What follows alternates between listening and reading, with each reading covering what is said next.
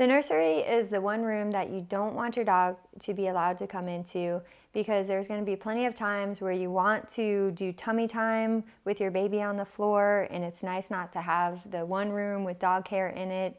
And also because your dog needs boundaries. They need to see you interacting with the baby and know that that's you guys' quality time together, and they can watch from the doorway, but they're not necessarily allowed to come all the way into the nursery. You eventually want your dog to see you interacting with your baby, but he should not be allowed to enter the room. Create an invisible boundary at the doorway that your dog is not allowed to cross. By using body gestures, you can easily show your dog he is not allowed to cross the invisible boundary line of the doorway. Practice walking into the room when your dog is following you. When your dog crosses the doorway, turn towards your dog and say, "No." Then gently guide him back out of the room. After many repetitions, your dog will learn to stop and wait at the doorway. Carrie strongly urges you to shut your door to your nursery when your baby is asleep in a bassinet or crib if your dog is free to roam your house. It is for the protection of your baby. A lot of dogs are used to being allowed up on furniture and on the bed, and that could work for your family, but it's not going to work once the baby gets here. You're going to want to start showing the dog that they can be comfortable on the floor or on a place, because for the safety of your baby, you don't want the dog either jumping up on the sofa when the baby's there, or at night, if you're used to bringing your dog in the bed at night, nobody's going to get a good night's sleep. Aside from the fact that your dog could easily step on your baby, it's not a good idea. Additionally, you never want a situation where your dog challenges your baby over a spot on the furniture. Start incorporating an off command so your dog understands what you're asking. Saying, "No, off," simply tells your dog to remove itself from that area. Anytime you remove an undesired behavior, like getting on furniture, you should replace it with something positive. Most dogs love to go on car rides, and in my experience, I've traveled all over the world with my dogs and also meeting clients all the time at parks.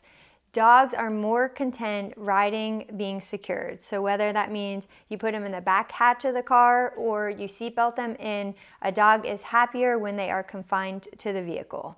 Think of it as if you were going for a ride on a school bus and you didn't have a seat. By the end of the ride, you're going to be anxious, you're just going to be overwhelmed, and your dog feels the same way. So figure out where you want your dog in the car before the baby comes. Up until now, your dog may not be used to sharing the back seat. For the safety and well-being of everybody, it is best to either safety belt your dog in position or get him comfortable riding in the back hatch or in a crate. Furthermore, dogs that are in the habit of jumping into the front seat, barking at passing cars or people, or flying out of the driver's side door are unsafe for your baby when traveling. This behavior may lead you to stop taking your dog places with you. As a result, the dog can become less socialized. Install your baby's car seat in your vehicle ahead of time and decide where and how your dog will ride when your baby is in your vehicle. Baby gates are a great tool to have with your dog because you want to involve them in as many activities you can with the baby, but there's also going to be times where you want to possibly doze off and take a nap, or you might have to step away from the baby for a second, and we never want the dog and the baby to be in a room together where we're not there. All interactions with the dog and the baby are supervised. Start teaching your dog to be independent of you by using baby gates. Your dog should be kept in eyesight so that he still feels included, but it is important for your dog to understand that healthy alone time is acceptable and that he does not need to always be attached to your side. Try to have interactive toys for your dog to play with when he is behind the baby gate. This will help him stay busy. Remember, you never want to have your baby and dog together unsupervised, even when you're in the same room napping. Anytime that you have a situation where you can't 100% give all of your supervision, then put the dog behind a baby gate and give them a toy, some sort of interactive toy for them to chew on, and let them see you, but at the same time know, okay, I have that control that if I doze off, I'm not going to wake up to the dog licking my baby's face. When I was watching videos online with the babies and the dogs interacting with each other around the food bowl, It absolutely frightened me. And the reason why is this could, in the beginning, it could go great. You could be like, wow, this is so cute. Look at it. My dog just loves my baby coming up and playing with its food. And it can change in an instant. And it all depends. It's all about resources. Food and water are resources for the dog. Say, for example, maybe because you're up all night, you didn't put that bowl of water down for the dog, and the dog is extremely thirsty. And here you are, you put the water down, dog goes over to drink its water, and now the baby's crawling up. And before, when the dog had access to water 24 hours a day, it was no problem. But now that water is a higher value than it used to be. And this in turn could cause for your dog to snap at your baby. And I don't want you to be shocked, like, oh, how did that happen? Dogs are dogs, they're animals, and they're unpredictable. So we want to keep our baby as safe as we possibly can.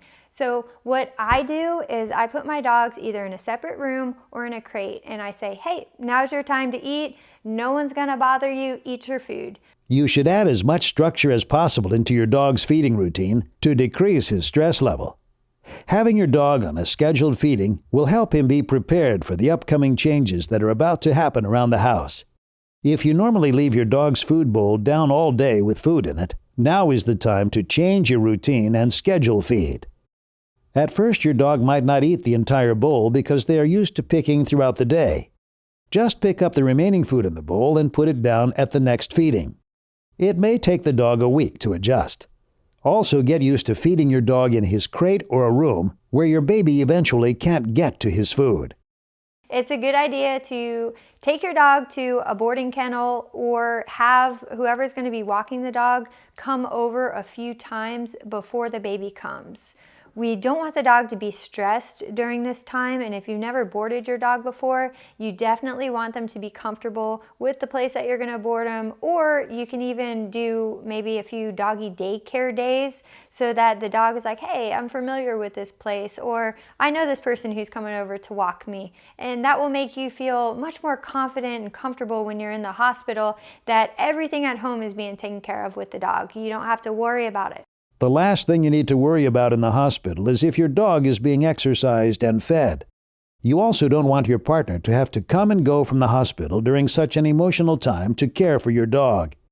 If your dog has never been watched by someone else or been boarded before, it is important for him to become accustomed to that individual or boarding facility before you have your baby.